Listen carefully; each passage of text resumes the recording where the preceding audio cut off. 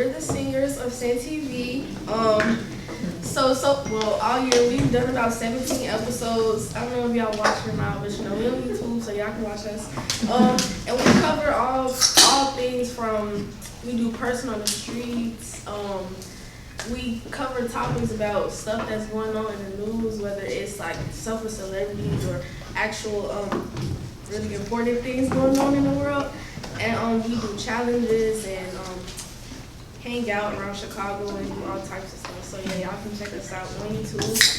So today we're doing this storytelling event because since we're Senn TV, we listen to a lot of people's stories and interview a lot of people, but people don't really know much about us. So we're doing this storytelling event so that we can have a turn to tell our stories.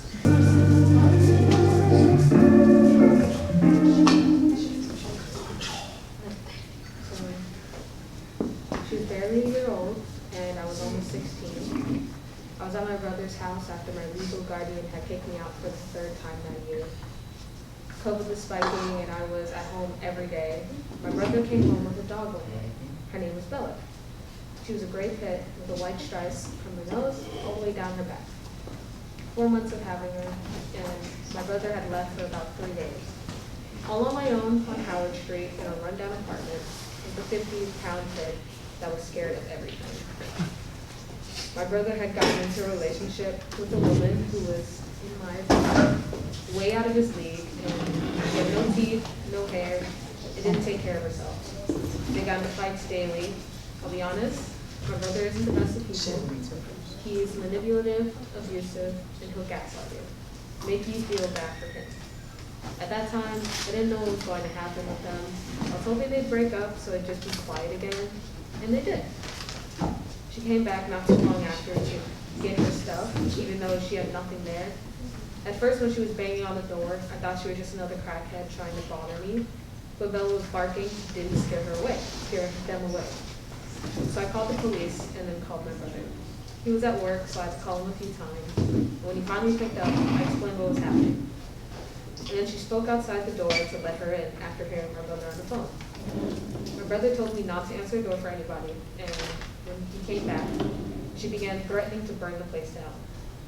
He gave her Bella, which apparently is what she was there for, and a week later, gave her back because she didn't have what was needed to take care of her.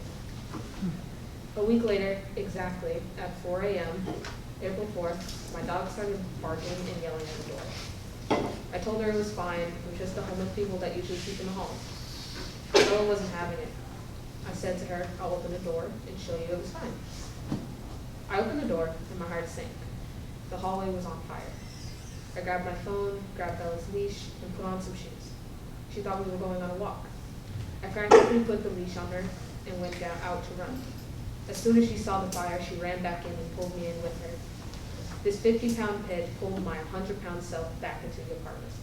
I tried everything to get her out. Pulling, picking her up, treats, she wouldn't budge.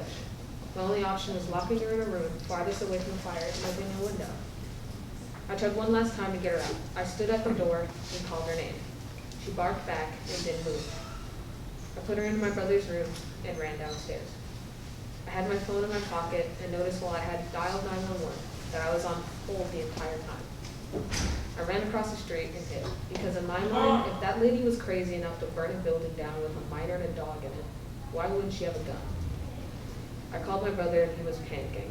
While on the phone with him, I hear a fire department coming. I run up to tell them my dog is in there. I was shivering.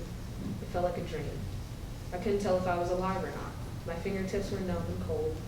I watched as they broke into the apartment from the scene. I stood there for 30 minutes. It was about 40 degrees out and I was in really thin clothing. One of the firefighters came up to me and asked me if I wanted to see her body, that she didn't make it. I didn't know what to say. Everything was happening so fast yet so slow. Nothing happened, yet everything happened. I sat back down in silence. I sat there for an extra 40 minutes waiting for anything. My brother finally showed up, and to make things worse, he never comforted me. I had to comfort him. He made me, the 15-year-old who had just had a near-death experience, lost her dog while he was out partying for 3 days straight, and found a way to make it all about him. I moved to Aurora for the next 5 months with his daughter and baby mama. The entire time, they were telling me that I was depressed, but I didn't know how I felt, so how are you going to tell me how I feel? The most important part of my life at the time got taken away from me, and I felt nothing. To make things worse, when I finally was allowed back into my guardian's house, I told her what happened. And she called my dead dog that ugly-ass mutt straight to my face. I still feel bad for not crying. I'm disappointed and I hate my brother for how he dealt with things. I always feel guilty because I feel like I never did enough to save her. I've spent the last 2 years trying hard to cry. And I have. Not because she died, but because I couldn't cry.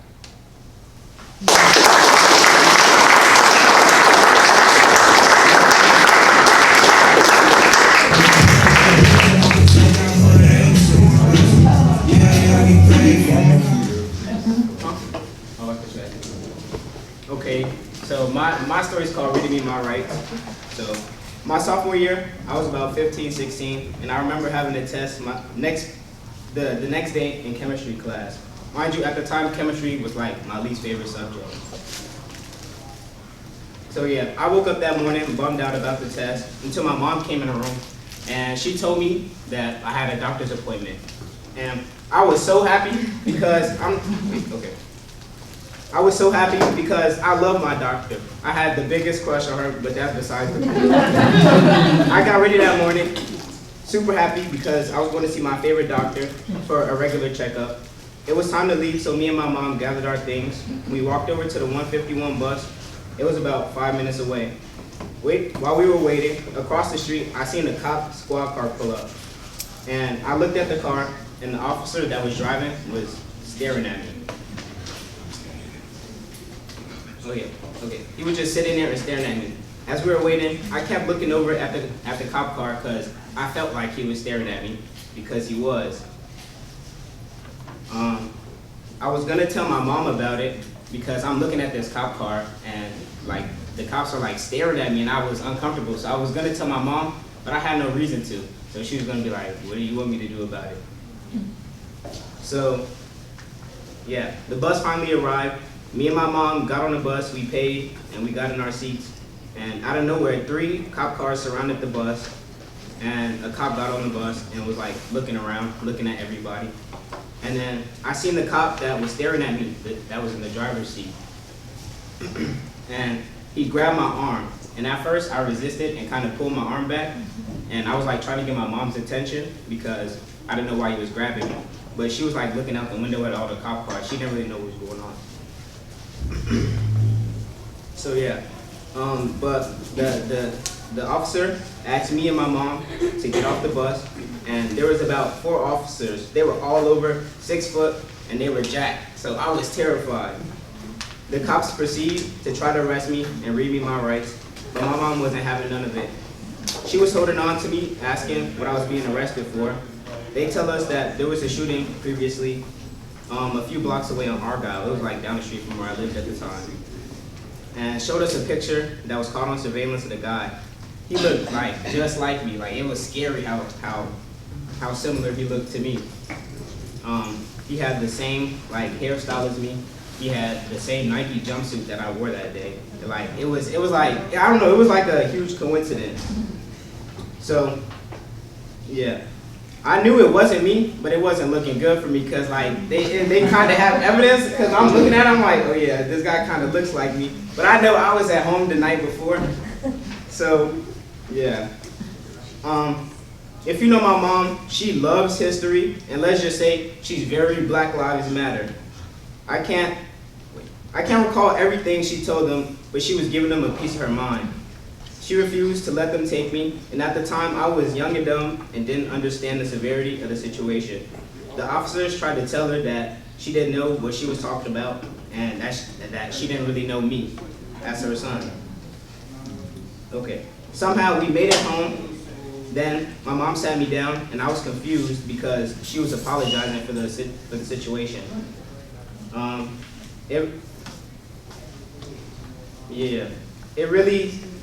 It made me admire her more because just seeing how she was acting as a mother, so yeah. And it really opened my eyes to things that I was really blind to. So that's my story.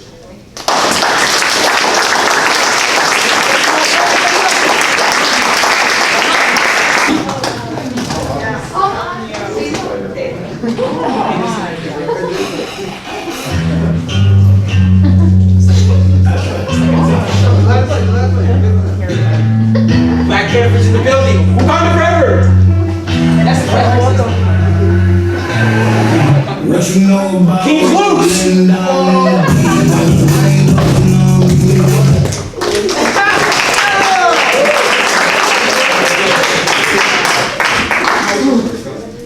Man, I'm not gonna lie, before I begin, I just wanna say, I was stressing over this story, man. Like, I was just worrying about it the night before, and it was a lot to worry about, but I'm here now.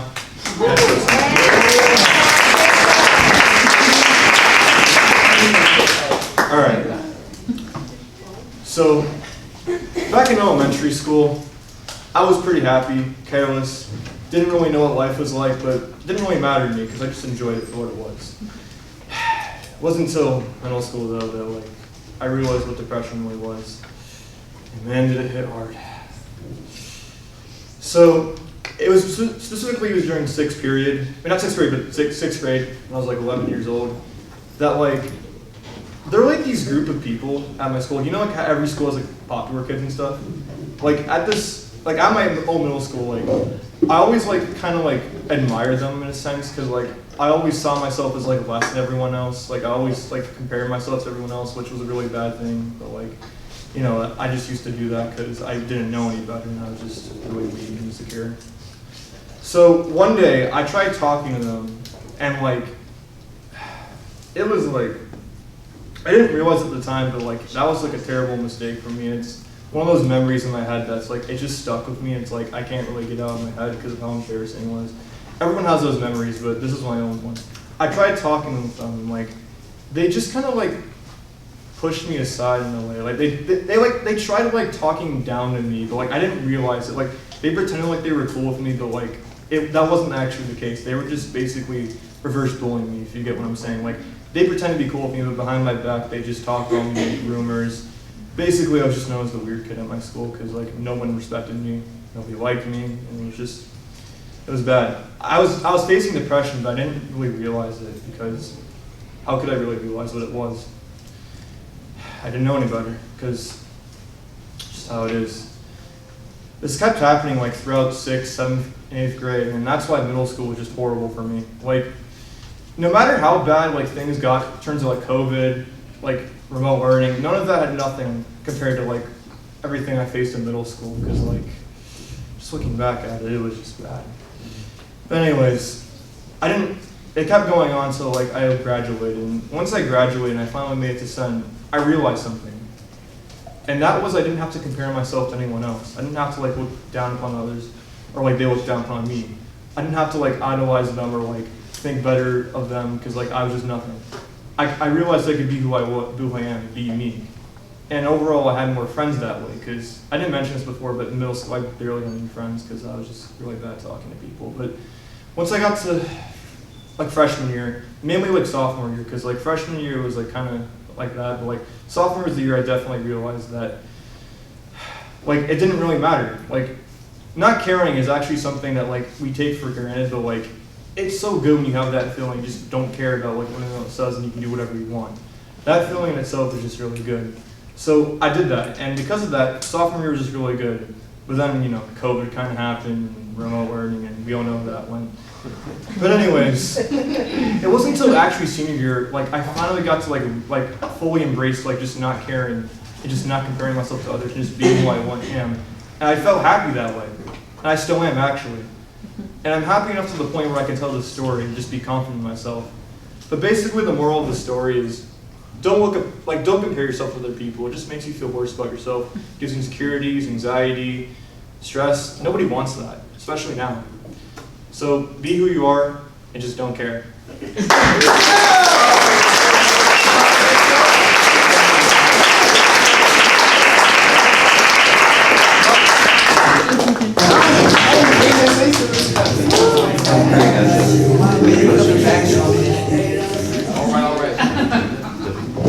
We're going to do it at the end, just in case. Alright, now I'd be lying if I said I knew exactly what year this happened, but I knew for a fact it happened like when I was like a kid. But some nice like backstory before I even tell the story is my mom was one of those parents who really wanted her kids to be active, like in any sport, no matter what it is. It just happened to be swimming for like one of the first ones because she used to go to a gym and it had a pool. But like the pool was like the gym really wasn't that good, so like I ended up going with her, but like I'll always just end up in the side with like playing on her phone. So one day, because they had swimming services there for like cheap, but it looked really bootleg and bogus. Like it was only just a slide on the side, and like you have to slide in, and it would just be like a guy that looked like you hired him from the corner of the street to like catch your kid. But my mom would end up like doing it anyway, because she'd rather that guy teach me than me just sitting down beside doing nothing. But I'm lazy, and like a lot of you guys know that. Some of you guys are my teachers, you guys know that. So I said no at first, but then I ended up doing it. Now when I saw this dude, roughed up, beard, no shirt, short drawers, I don't know, like he didn't look official to me to actually take care of kids. My mom said do it anyway. So I went up on the slide. She paid him too, it's my first day. I don't think he likes me. So I went up on the slide, I slid, and then instead of catching me, he let me go, and I went in the water, and this is like 12 feet. So I just splashed right in. I can't swim at this point yet in my life, so I'm drowning. And then, I don't remember exactly what happened, but my mom told me what happened. She was like, no one came to get you, and I had to get you myself, because they said it was a part of the lesson. So when I got out the pool, she started cursing this man out, and then we got a refund for like the month of that whole gym. We never went there again. That's the end of the story. Yeah!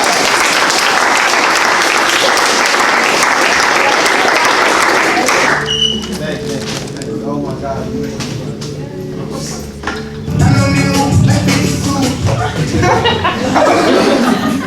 Sorry.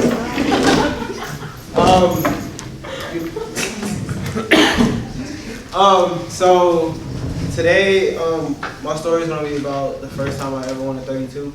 If you play basketball, 32 is basically you score 2 and 3. You score about 2 and 3 points, and whoever scores 32 wins first. So this was like the summer, and this was like the summer. I don't really know the exact year, but summertime for like mid-age Davion was, if it's hot outside, I'm in the alley and I'm playing basketball. That was kind of like something that I did every day, even after school, on the weekends, except Sundays, because Sundays my grandma wasn't going and I had to go to church the whole day. Anyways, but just this day felt really special because I was always really I was the youngest out there. Because in the alley, you know, it's nothing but grown men, and I had a rival next door. His name was Lee, and he was like 2 years older than me, and was like, I was kind of like the short, chubby kid, so like, to him, like he was like 6'2", just like slender. So like, I always had it out for him because I would never win. So I always kind of took it personal because a lot of my basketball skills I learned on my own. I grew up without my dad majority of my life, so a lot of the skills that I have and that I learned, I've taught myself. So, you know, this summer day, it was like 90 degrees, both the rims were out. I'm like, you know, today might be the day. So I lace up my LeBrons, put on my arm sleeve, put on my headband, and I told myself, you know, today's just gonna be the day I'm gonna do something. So I went out, everyone was already out there, like it's a full packed house. There's grown men, we call it a grown man old heads, because they swear that they can still hoop when like one game in is always their knees. But anyway. All the old heads out there, they're like, Lil D, what's up, Lil D? I'm like, man, I ain't trying to hit none of that today, I'm trying to win. So I walk in, I'm like, man, who got high? This is basketball vocabulary, so who got high means who has the most points. And like Lee, my arch nemesis, he has 12 points. So I'm like, cool, it's that. Like, I'm finna ball out. So like, we're playing the game, and like, I'm scoring a lot of points, and in the back of my head, I'm like, no way today's the day that I'm actually gonna win. So fast forward, I have 29 points, and Lee has 28. With 1-3, I can win the game. So I'm not trying to score no layups. I'm trying to take the 3. I'm trying to win. So my favorite move in basketball is like, I'm left-handed, so it's kind of hard to guard left-handed players. So what? I took a jab step to the left, swing in and out, shot the ball. In my head, I'm screaming, Kobe! Splashes. I win my first 32, and they just couldn't believe it because, like I said, I was always the youngest. and I promise you, I didn't let this go. Like I didn't hoop the rest of the week because I didn't need to. I won. But that's the story of my first 32.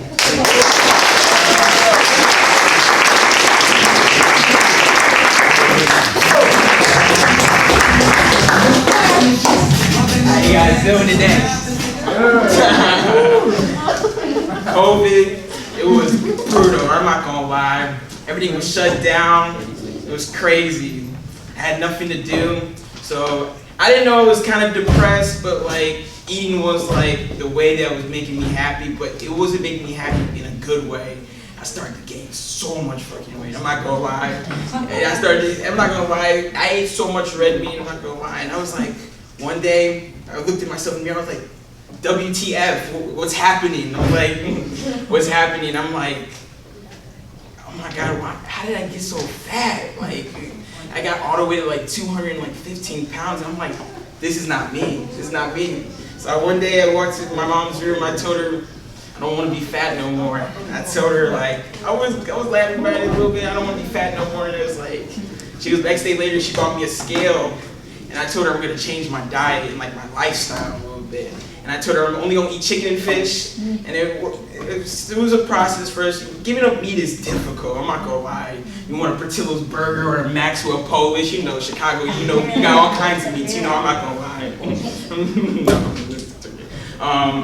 So I started eating chicken and fish a little bit, and I noticed that like chicken and fish, it comes out your system right away. Meat stays in your system for like 10 years. I'm not gonna lie. Meat stays in your system for 10 years. I'm not gonna lie. I was like, my uncle, he told me like a long time ago when I was eating all that red meat, you are what you eat. So I was like, one day before I stopped eating meat, I was like, had a piece of bacon. I was like, I'm a pig, like, I'm a pig, you know, like, bacon, you know, like, bacon comes from a pig, you know what I'm saying? So it was a journey, I'm not gonna lie. When I started this diet, it was difficult at first. I was embarrassed to go outside of my Lincoln Park neighborhood. Everybody's so fit and toned and stuff, I'm not gonna lie.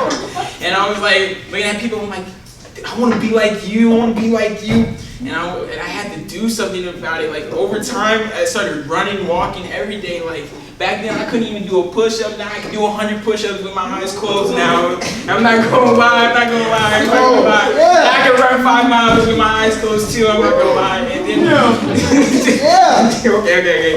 And on top of that, I was like, I noticed when I got to my goal weight, I was so happy. I almost started crying.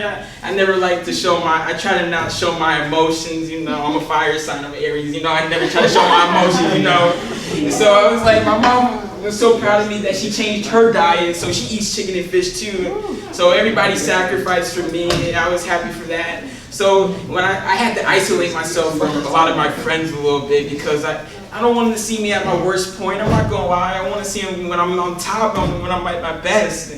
So I had to isolate myself so I could get strong, like buff, like, you know, in shape. So I did that. So when I went to my old school to play basketball again at Alcott, and they looking at me like, damn, this boy in shape. I'm like, allow me to reintroduce myself. I'm like, allow me to reintroduce myself. And so I was coming back in my senior year at Senn, my best shape of my life, getting into all my colleges. I'm going to LSU next year. So instead of complaining, do something about it.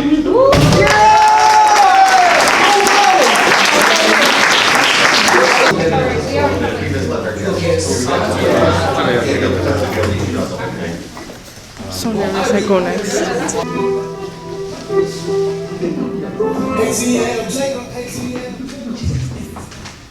Hi everyone, I'm Aaliyah.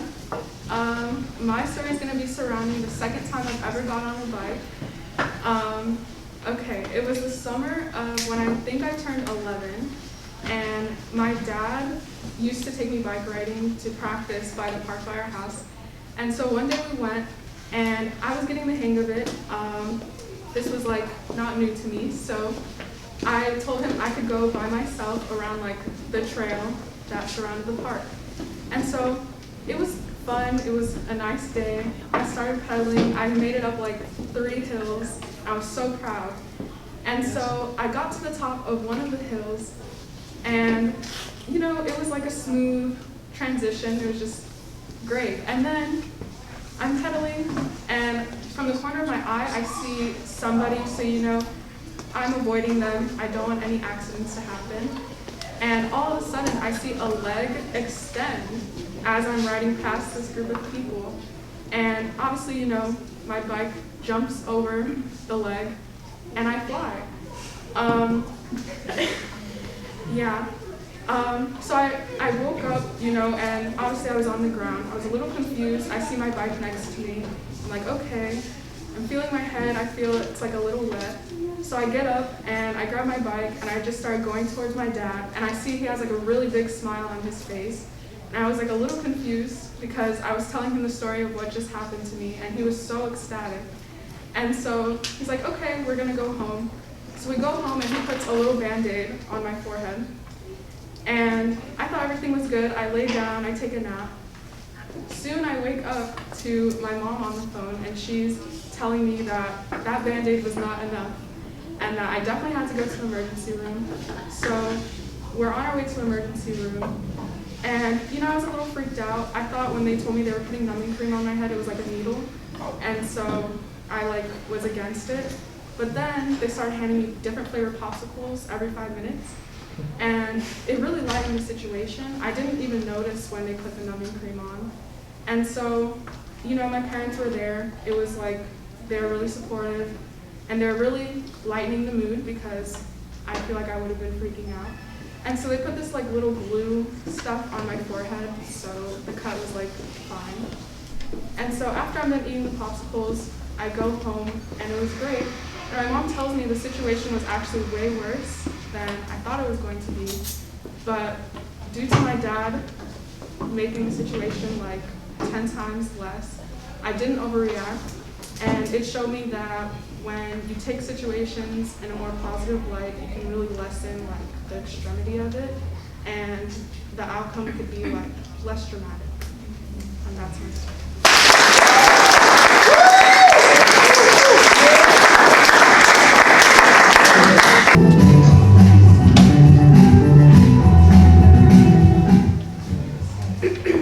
All right, so let me start off by telling you guys that my first vacation, it was a complete disaster. From beginning to end. And if you were to ask my mother, she'd say that it was a disaster before it had even begun. So I'm gonna kind of spare you some of the details of that, because I don't know if you really want to hear about the fact that we went on the Spirit airline. We almost missed, yeah, that's already a disaster. Right? Okay. So yeah, we could already tell that was not gonna be it.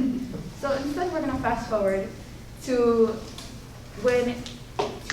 the day of our flight back. So you know, we woke up early in the morning, kind of later than we were supposed to. It was like around 6, and we had to split up into 2 groups because there were too many of us. And one of my aunts, her flight was earlier than ours. She was also taking a different airline, luckily. And so we had to go with her to drop her off early. She was also one of the only 2 people in that group that could actually drive a car over there. And we got there early. Me and my family, we were waiting for the rest of our group. She made it to the plane on time, and we're like, you know what? I think it's a good idea to grab breakfast. Let me tell you, it was a terrible idea. Because we really thought we had all the time in the world. The clock just kept ticking and ticking and ticking. And then we were like, oh shoot, we have like 10 minutes until we have to be there. We haven't even checked in. So we're running, and we're like, I think we can make it. Then we realized that we went the opposite way. So we're like, okay, you know what? We'll like run even faster. We'll go the other way, the actual correct way. And we made it with some time. And then we got to the counter, and the lady's like, yeah, you guys didn't make it. I don't know what you were thinking, but that's not it. So we have 2 options for you guys. You either get sent on different flights, or you have to wait 2 nights and then you'll actually be able to leave. So obviously we didn't really want to separate, and we had to find a place to stay. Luckily, I, of course, took the ownership and found us an Airbnb, which, by the way, it said that it was for 3 people, and there were no kids allowed. And let me tell you, there were 10 of us, and 3 of them were kids. So, you know, but they don't really have to know that. I also think I might have broken their thing, but that's a whole different story. So let's leave it at that. And, you know, we still didn't really have a car because we had already turned them in. So we had to go and find a car. Unfortunately, we couldn't get like a van or anything. So we were all squished into this tiny car. Everyone was on top of each other. All the luggage was packed in the back. We were sweating. I kid you not, what I remember the most was we were sweating. There were kids on the floor. There were people sitting on each other's laps. Horrible. But we finally got there and we were like, oh, thank gosh, we're finally out of that. But then we were like, you know, we kind of need to eat food to survive, right? And you know, money was running a little tight, a little low, so we ended up eating ramen for 2 days straight. You know what that's like? Horrible. Amazing for your system. Yeah. So I very specifically remember this detail about the ramen. I remember lining it up perfectly. I was like, okay, this one's the lime one, you know, in a very neat little row. This one's spicy, this one's chicken, this one's beef, this one's shrimp, etc. So for those 2 nights, I mean, we had a pretty solid 2 nights. For one of those days, we slept on the floor. I don't know why. We had beds, very comfortable, but seemed like a great idea. Better than the Spirit flight, for sure. And you know, everything was great. Luckily, the day when we actually had to take our flight, we did make it on time. We woke up at 5 this time, and we skipped breakfast. I kid you not. All I had was one of those little ice popsicles. That was my breakfast. Amazing. And you know what the best thing was? When we got there and checked in.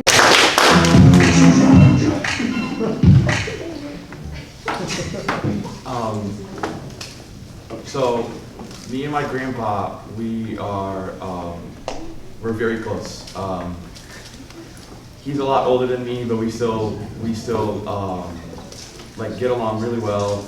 He's always told me stories while we're in the car, or at family dinners, or we're just like simply hanging out in the living room, watching TV or something.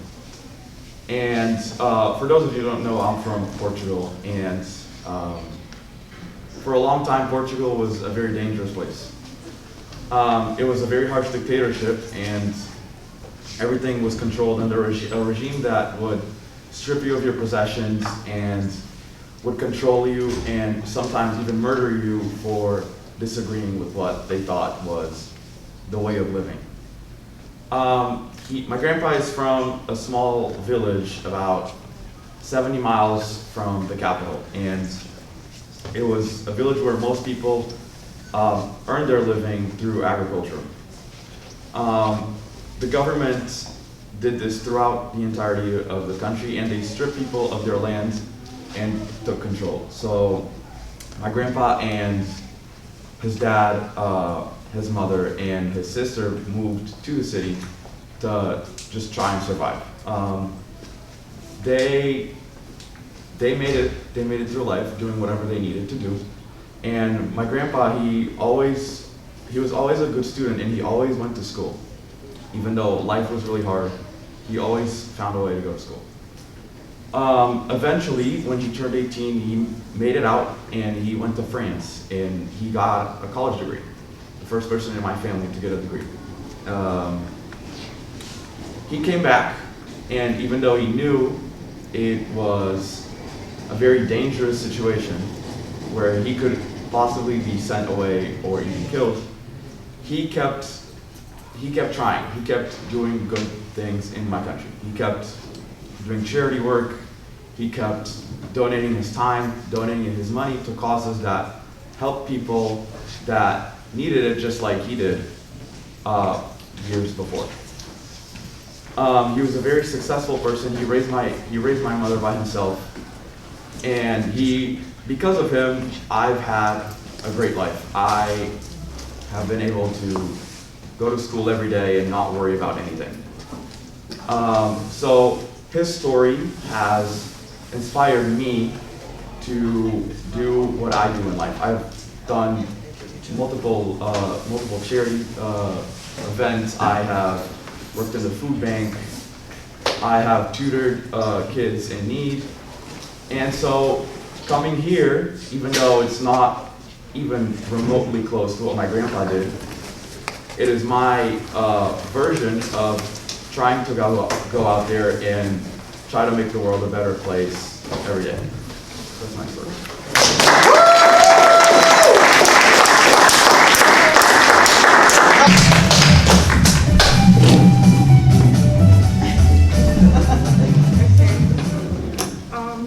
Hi, my name is Emma, and my story is about masquerade. So when I was about 5 years old, and I still lived in Lagos, Nigeria, there was this particular tradition, or a parade that included masquerades. So there are different types of masquerades. Some are scary looking, some are funny looking, but you must not laugh at them. Some look like brooms, they have different looks. Some look like brooms, some look like moths, and some have different color patterns. And as a child, I was really, really scared of them. So they always had, they always carried around a cane or a cutlass to, and they would chase people with it. And then when they catch you, they would beat you with it. Especially if you don't give them money. You have to give them money or they'll leave you alone. So my aunts, they own this shop, they sell food beans, rice, and other types of Nigerian food. And I, as a little kid, I used to always want to help them. And I would even when they say they don't need help, I would always try to help them. And I would try to bring in customers. And I'd be oh, look, do you want to buy this? Or do you want to buy this? Even if people don't they say oh no, I'm good. I'll try to force them to come to buy stuff.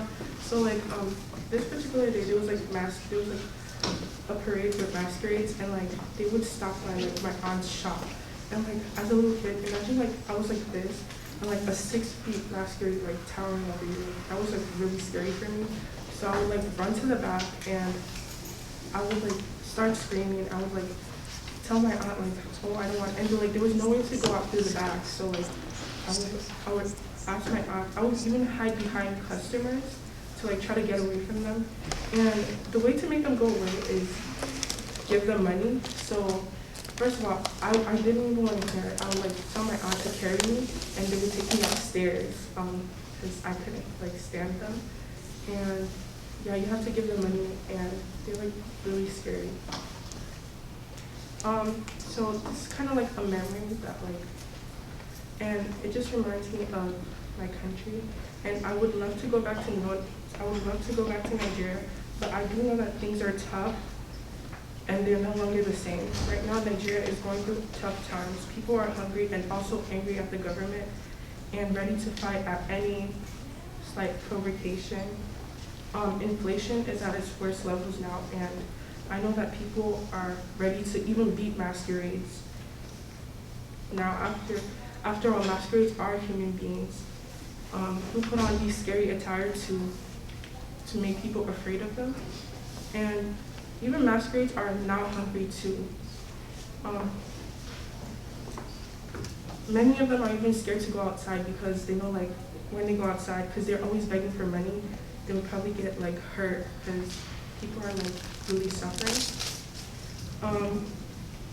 But also, I lost my grandparents last year, and they're one of the people who they helped raise me. So I know that if I go, it's not gonna be the same, because a lot of people used to come to their compound because they had a big compound, and there would be different activities going on, and there would be games. They will have food for kids, and it would just be so fun. And also, one of my aunts who also was a part of owning the shop also died this year. So I feel things won't be the same when I go back. And friends have, like, people have moved to different parts of the country, and, like, things are not the same anymore. And I would love to go back, but only when the time is right, because things are really tough and people are really struggling and things are not the same anymore. And that's my story.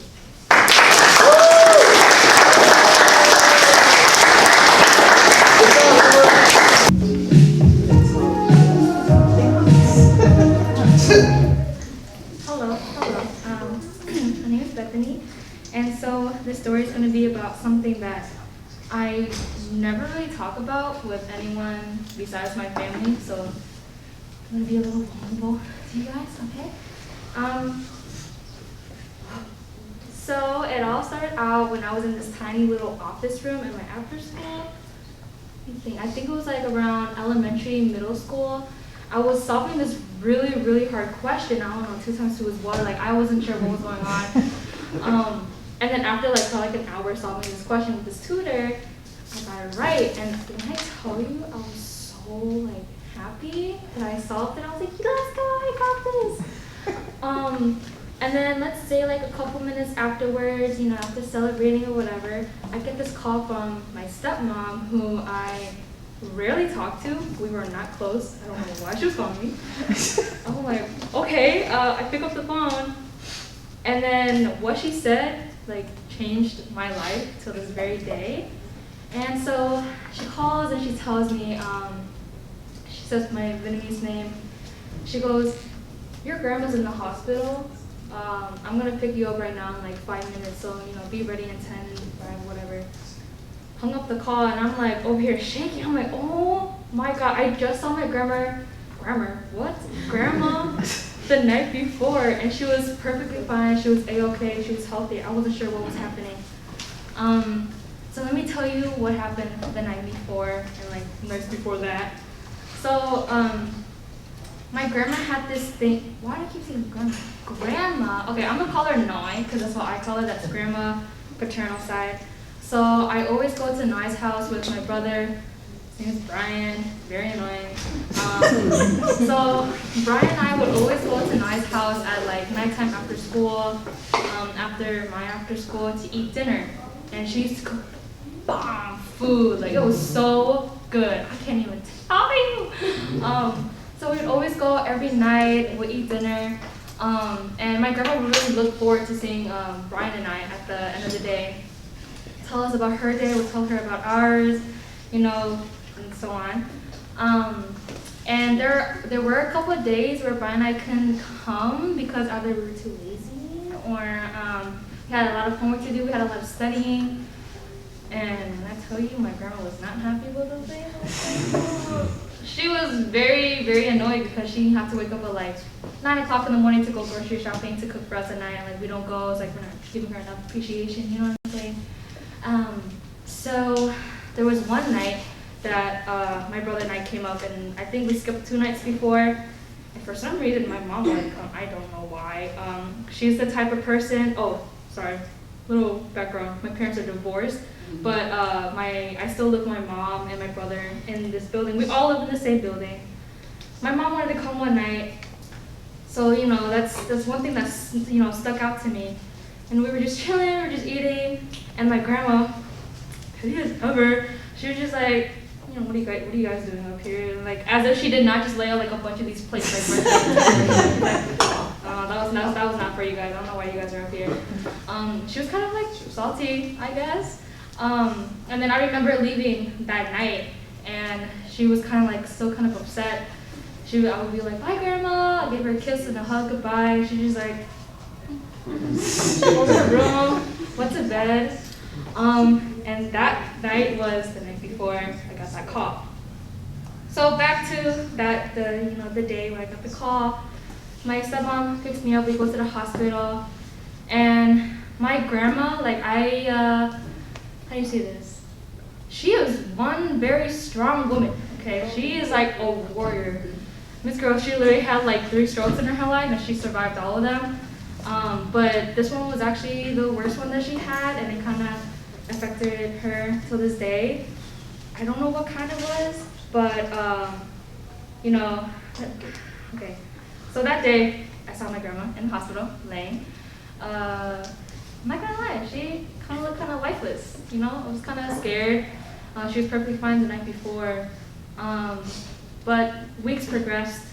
She was healing, she got better, you know, she gained more weight and all. But the day she came back, I don't know what the term is for it, but she can't speak clearly. So she kind of mumbles a little bit. So, you know, it was really hard for me to understand her. We had my eldest cousin take care of her, be her caretaker. No one could understand her.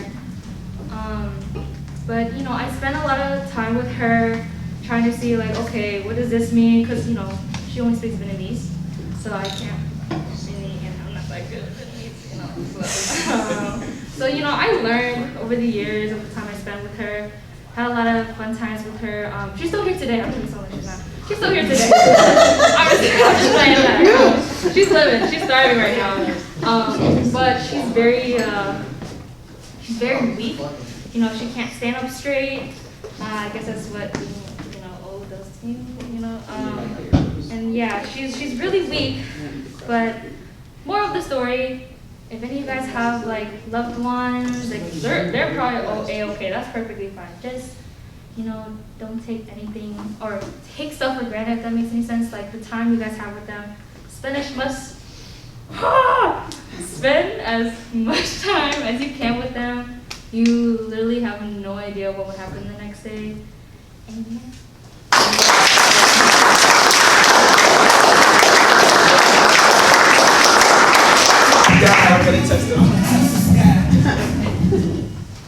Okay, so my story is about a trip with the Scouts in Germany. So the Scouts are a little different than you probably think. It's just like a fun group with like a lot of friends, and it's not like selling cookies or whatever.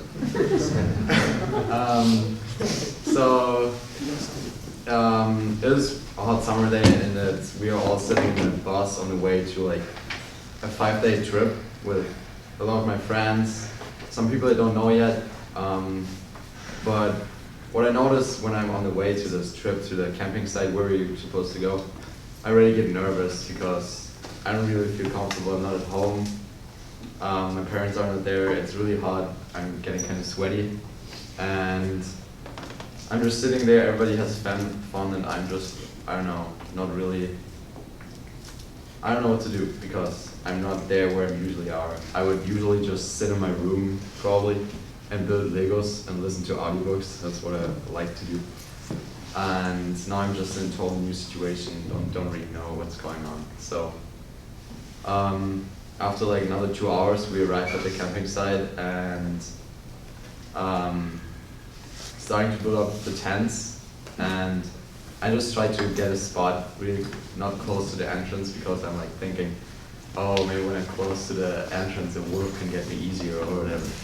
I don't know. So I stressed out with that already, and then at the dinner plate, when we have dinner, it's like we're all sitting in the grass in a circle and just having some pea soup, and I just wish that I'd be home or my grandma would cook something good, and now I have to eat this. So I end up kind of like just not eating it. And yeah, then when the night comes, I'm already getting nervous because like usually at home I can just have my light in my hallway, and my parents are like next door in their living room, and now I'm laying there staring at the black ceiling of the tent, and I'm like listening to all these sounds in the forest, and I'm just kind of scared, and I don't really know what's going on. But finally, after like probably 2 or 3 hours, I finally fall asleep, and of course, after a short time, I wake up again, and I have to pee. Of course, it's like the worst thing that could have happened. So I kind of sneak out of the tent, and then it was dark, it was night, and I was in a hurry because I just had to pee. And I unfortunately run against one of these strips which come down from the tent. I think they're called stake or something, and just totally lay myself down, bam, in the middle of the night, and it was just like, oh my god, what a terrible night.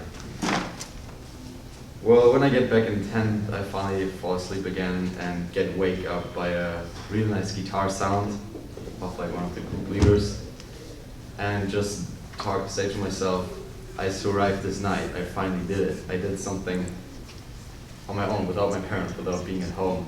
And to this point, the trip gets nice. We do like a lot of activities, it's fun, and I finally get comfortable there and notice that I can do things also on my own without being with my parents at home and just comfortable all the time. So after the trip, when I'm back at home, after like another 5 days or 4 days, I'm at home and I'm sitting again in my room just building Legos and listening to audiobooks and just realizing, what does this give me now? Like, I'm just sitting here and doing that, and am I supposed to do it my whole life or whatever? No, of course not. Like, and that just showed me that experience you have and make, just you grow with it and it shapes you. And yeah, it's important that you do these experiences, and without me doing this experience, I maybe would have even been here now in America and have this year. So I think that's really important to have these experiences.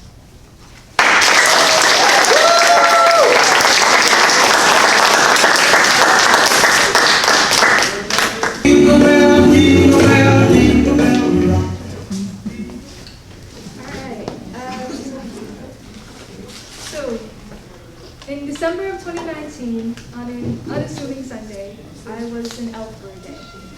And no, I wasn't one of those mall elves surrounded by screaming kids, nor was I one of those beautiful and ethereal elves from stories like Lord of the Rings. For one day, I was made to dress up as an elf to entertain the elderly at a retirement home. Let me explain. You see, my dad used to work at a retirement home, and every now and again he would help prepare events for the elderly. And overcome by the festivities and that glorious feeling known as the Christmas spirit, my dad volunteered him and I to be the elves, without running it past me. And he proceeded to not tell me about his decision until about a week before the event. Now, I was furious. I wanted to kill this man. He had taken my time, my valuable time that I as a teenager could have spent sleeping, and he had taken that away from me. Also, I'm only 5'1", so if I put on an elf costume, I was worried that a senile old lady might actually confuse me for an elf. But I grit my teeth and I bore it. Now without complaining first, though. So I shoved on those candy cane tights, I tied on the pilgrim shoes that looked more like clown shoes on my feet, and I topped it all off with the Christmas tree hat. I looked like a monstrosity, I thought, but my dad simply just kissed me on the forehead and said I looked cute. So then we walked into the common room. There's just a sea of seniors. No one was playing shuffleboard, which I thought was kind of weird, but I just nodded it off. On one side, there was a huge craft table just filled with little bracelets that grandkids could come and make themselves. And on another side, there was just a huge table of just all these desserts that I really wanted. And my dad took me around the room and he introduced me to some of the people who knew. There was Cynthia, who didn't have her dentures in, but she still smiled really pretty. There was also Dave, who was interesting and liked little pieces, little wooden ornaments right at the table. And I even got to meet the very overly flirty coworker that my dad worked with, who basically implied that if he was the one to dress up as Santa, she would have sat on his lap. Oh my.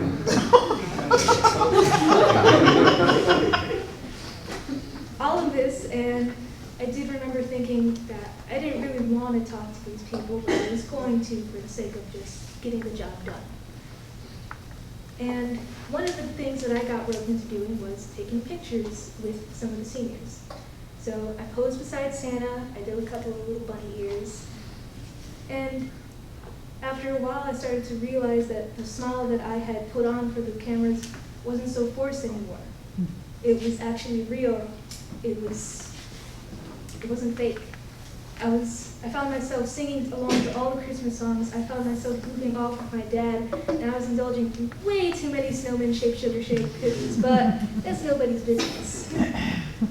I realized with a ghastly sort of feeling that I was actually enjoying myself, and I thought to myself, oh my God, maybe I had been the Grinch before.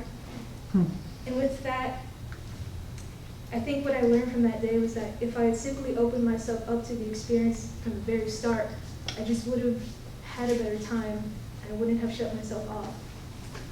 Yep.